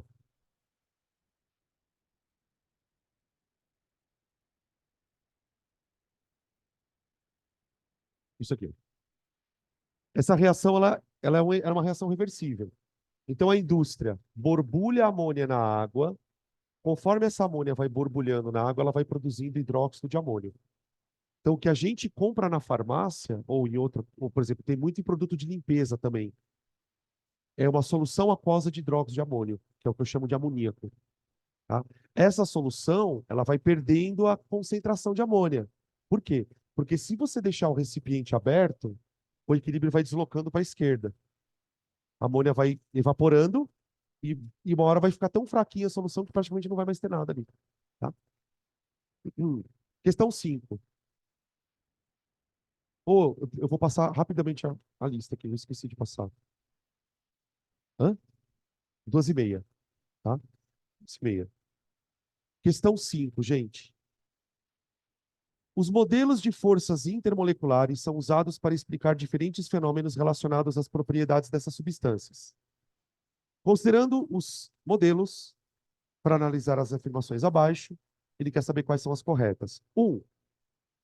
As diferenças de intensidade das interações intermoleculares entre as moléculas na superfície de um líquido e as que atuam no seu interior originam a tensão superficial de um líquido, responsável pelo arredondamento das gotas líquidas. Essa frase é muito bizarra. Vocês já ouviram falar de tensão superficial, gente? Provavelmente já. Peraí. Vamos falar sobre isso. Tensão superficial.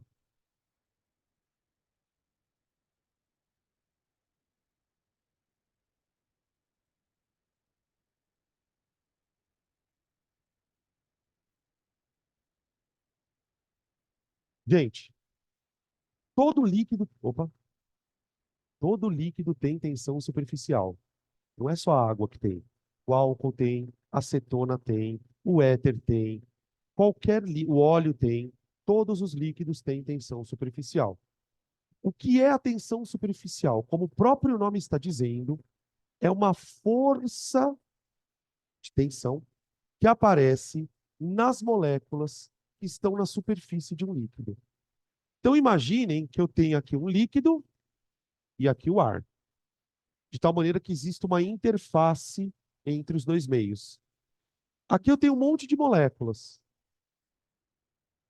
Um monte de moléculas.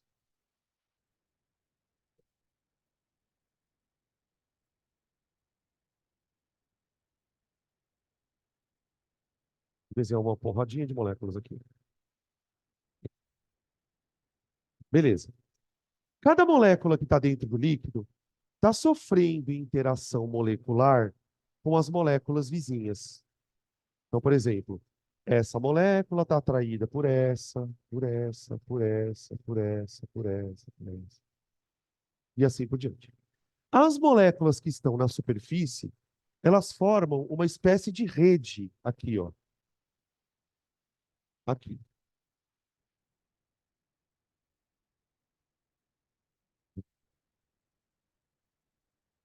Pronto. A presença dessas interações vai fazer com que essas moléculas atuem como se fosse um colchão. Certamente vocês já viram aquela foto famosíssima do pernilongo em cima da água. Se não viram, pode procurar no YouTube que você vai achar. No YouTube, no Google. É uma foto muito bonita que o cara conseguiu. Né? O pernilongo estava exatamente em pé na água, sim, como se a água fosse um colchãozinho. Essa interação acontece por conta das forças intermoleculares. O que geralmente quando a gente fala de tensão superficial, a gente usa muito o exemplo da água. Mas a água é usada como exemplo, por quê? Porque a tensão superficial dela é alta. E ela é alta justamente por quê? Porque a força responsável pela tensão superficial é uma interação do tipo fonte de hidrogênio. Então, a gente pode dizer que a tensão superficial ela cresce conforme o tipo de interação. Conforme o tipo de interação.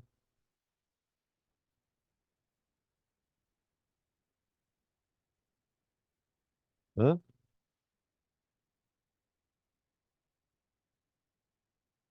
Exatamente. O que acontece é o seguinte: existe uma força de interação que mantém as moléculas presas, ok. Se você colocar um peso aqui, essas moléculas vão tentar se afastar. Se a força de interação for suficientemente alta, essas moléculas conseguem segurar o corpo aqui.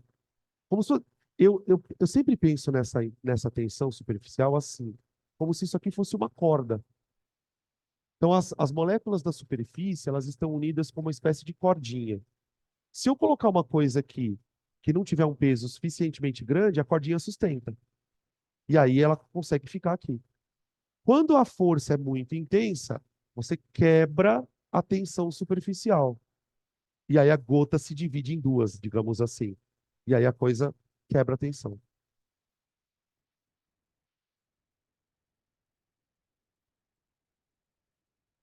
Para quebrar a primeira tensão superficial, exatamente. Tem uma outra. Eu não sei se vocês já viram esse vídeo, isso é muito bizarro, gente.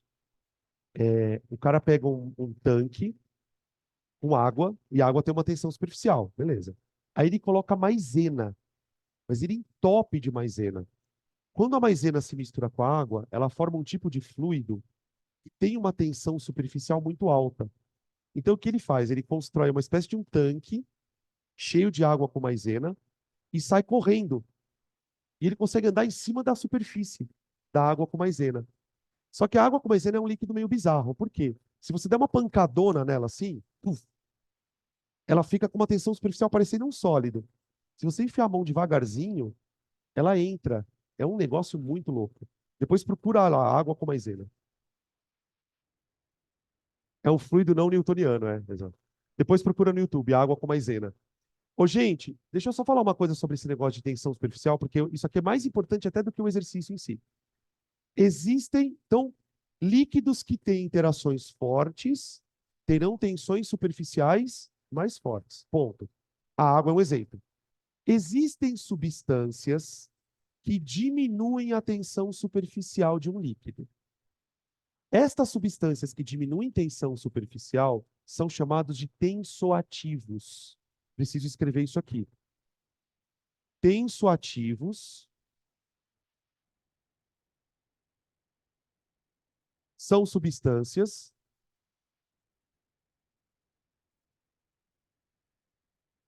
que reduzem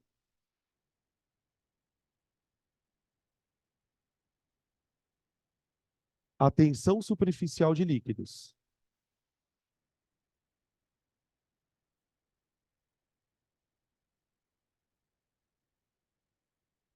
A gente não vai conseguir falar muito sobre isso hoje, mas eu já deixo para a semana que vem. A gente pode citar substâncias bem conhecidas nossas que têm esse papel.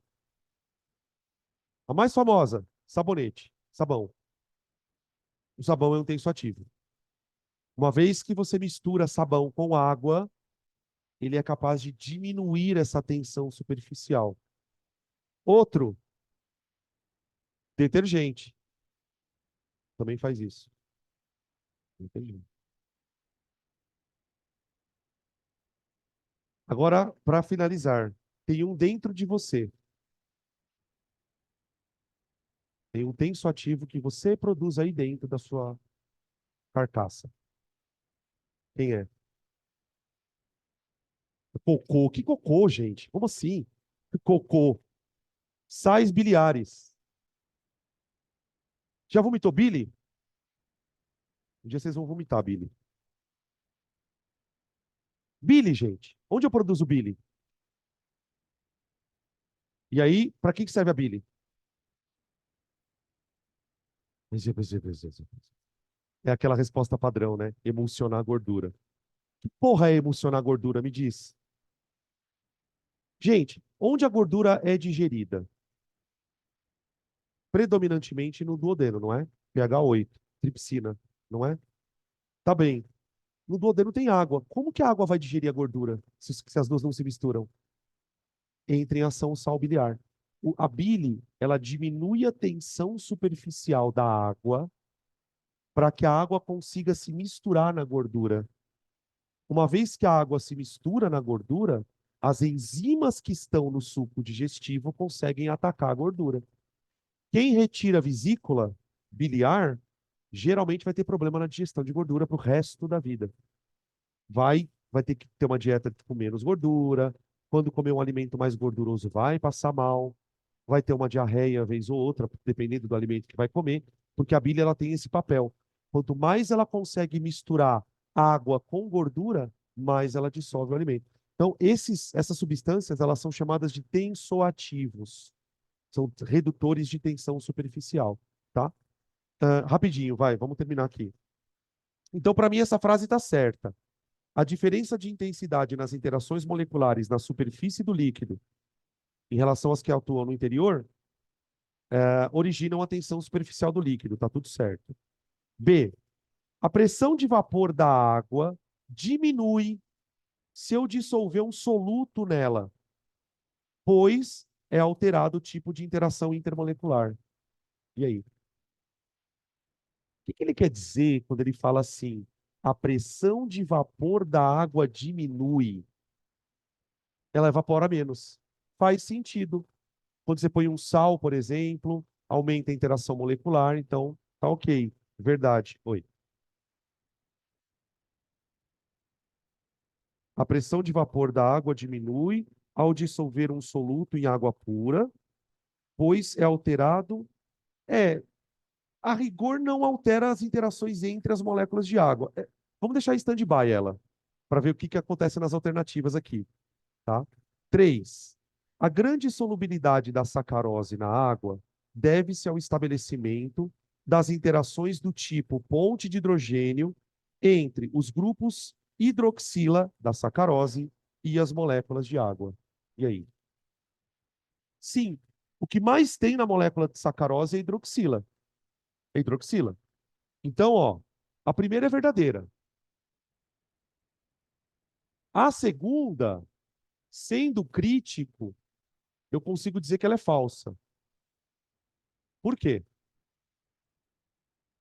Sendo bem crica.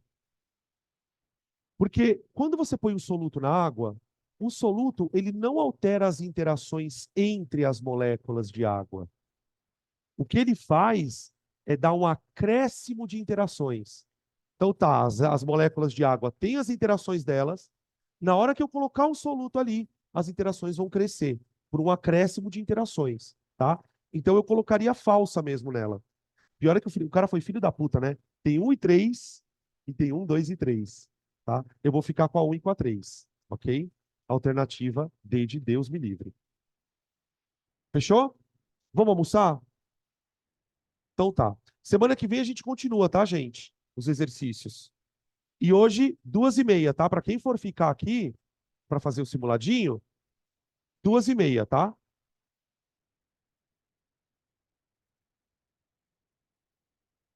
Para o pessoal de casa que quiser fazer o simulado, eu vou mandar no grupo, tá, gente?